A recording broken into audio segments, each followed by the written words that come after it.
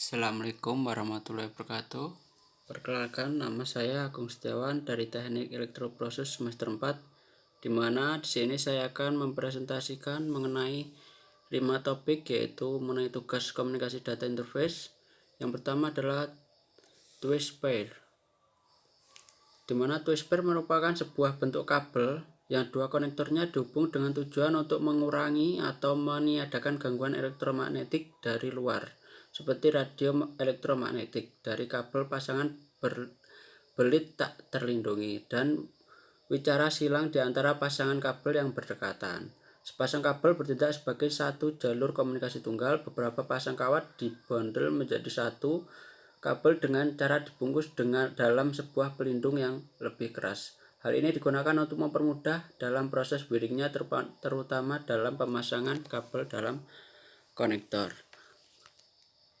di mana dapat dilihat pada gambar di mana kabel tersebut dililit untuk mengurangi gangguan dari radiasi elektromagnetik, di mana dalam twist pair atau terdapat jenis konektor yang digunakan untuk kabel ini, yaitu konektor seri register jack atau RJ, dan tergantung dari jenis kategorinya, di mana terdapat kategori 2 sampai 4 untuk menggunakan RJ11 yaitu 4 pin, sedangkan untuk kategori 5 ke atas menggunakan RJ45 yaitu 8 pin, di mana sinyal analog dan sinyal digital biasanya digunakan sebagai saluran utama atau backbone pada local area network atau lainnya. Dapat dilihat di gambar di mana terdapat konektor RJ-nya, di mana terdapat dua kategori yaitu RJ11 dan RJ45, tergantung pada jumlah pinnya, yaitu di mana RJ11 adalah 4 pin, kalau RJ45 menggunakan 8 pin.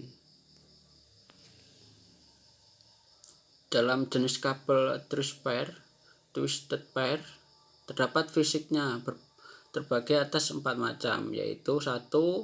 Unshielded twist pair, yaitu menggunakan shielded atau granjengnya, atau disebut dengan granjeng, dimana digunakan sebagai grounding biasanya. Yang kedua adalah unshielded twist pair atau UTP merupakan kabel twist pair yang tidak menggunakan granjeng atau screennya, yang biasa digunakan untuk melindungi kabel tersebut. Yang kedua adalah shielded twist pair, yaitu menggunakan granjeng atau pelindungnya, disingkat menjadi STP. Yang ketiga adalah screened shielded twist pair atau STP, di mana screened ini adalah pelindung plastiknya. Yang terakhir adalah screened unshielded twist pair atau SUTP atau violated twisted pair atau FTP, di mana dia ada pelindung plastik tapi tidak ada granjengnya atau screennya. Terdapat kategori kabel twist pair-nya, yaitu terdapat dalam tabel tersebut, di mana kategori pertama terdapat maksimal atau rate maksimalnya 1 Mbps, penggunaan analog voice atau ISDN. Kategori 2 dengan maksimal 4 megapixel menggunakan token ring, penggunaannya. Kategori 3 16 Mbps, penggunaan adalah voice dan data 10 based. Kategori 4 maksimumnya adalah 20 Mbps, penggunaan adalah 16 Mbps token ring. Kategori 5 100 Mbps sampai 1000 Mbps, di penggunaan adalah ATM. Kategori 5E 1000 Mbps, penggunaan adalah Ethernet. Kategori 6 mencapai 400 MHz, penggunaan adalah supervised baud. Kategori 6E mencapai 500 MHz, penggunaan adalah 10 GHz. Kategori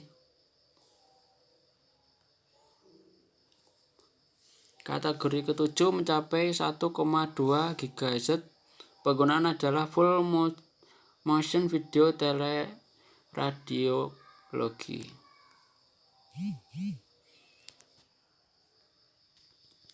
Dalam topik kedua yaitu kabel koaksial, di mana dapat dilihat pada gambar kabel koaksial adalah terdiri dari 4 struktur, di mana pembungkus plastik pada luar kabel, di mana pada bagian dalam pertama yaitu kondektor luar, biasa disebut juga dengan screen atau granjingnya, biasanya itu digunakan untuk groundingnya. Yang ketiga, setelah itu insulatornya.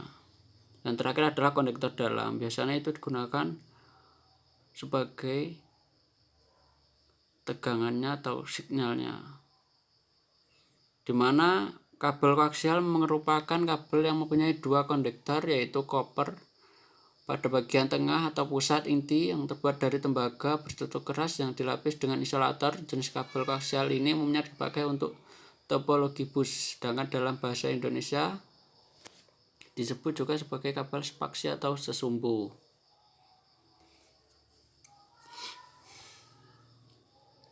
Atau disebut dengan BNC, yaitu singkatan dari Bayonet Noir Connector, atau bisa disebut dengan coax.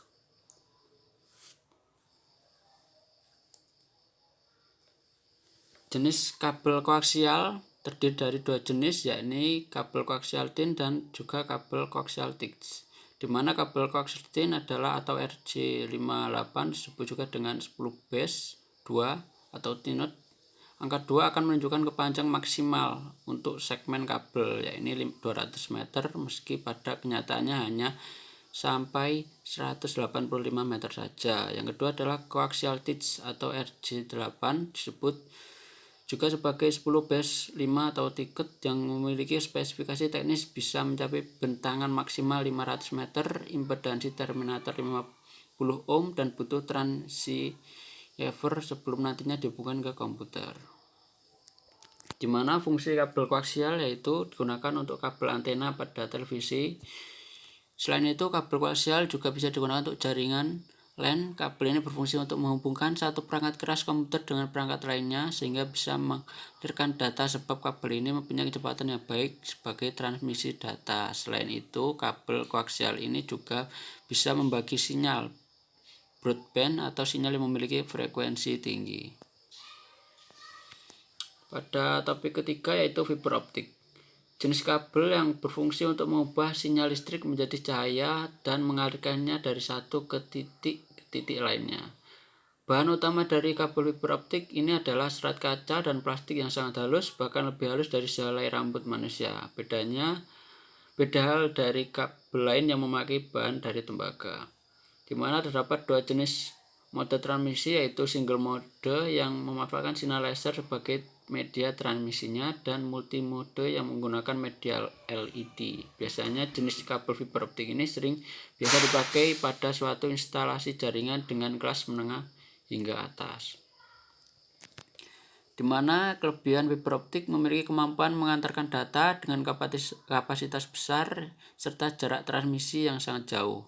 Yang kedua, memiliki kemampuan yang besar. Bentuk fisik dari kabel ini lebih kecil jika dibandingkan dengan jenis lainnya, sehingga bahannya dari serat kaca dan plastik. Yang ketiga, karena tidak menggunakan arus listrik, kabel fiber optik ini bebas dari gangguan sinyal elektromagnetik. Di mana kekurangan dari fiber optik sendiri, yaitu yang pertama, kekurangan terbesar dari fiber optik adalah harganya yang cukup tinggi. Perawatan fiber optik juga memerlukan biaya yang tidak sedikit, melihat alat-alat yang juga digunakan juga tidak murah. Penempatan kabel fiber optik biasanya dipasang pada jalur yang berbelok atau yang memiliki sudut melengkung, di mana agar proses berjalannya gelombang bisa lebih lancar dan tidak terhambat. Yang keempat yaitu mengenai topik gelombang mikroterestrial, di mana pada gelombang mikroterestrial ini menggunakan transmitter dan receiver yang terdapat di bumi. Jaringan telepon antar kota yang biasanya menggunakan menara relay adalah salah satu contoh penggunaan gelombang mikro jenis terestrial ini.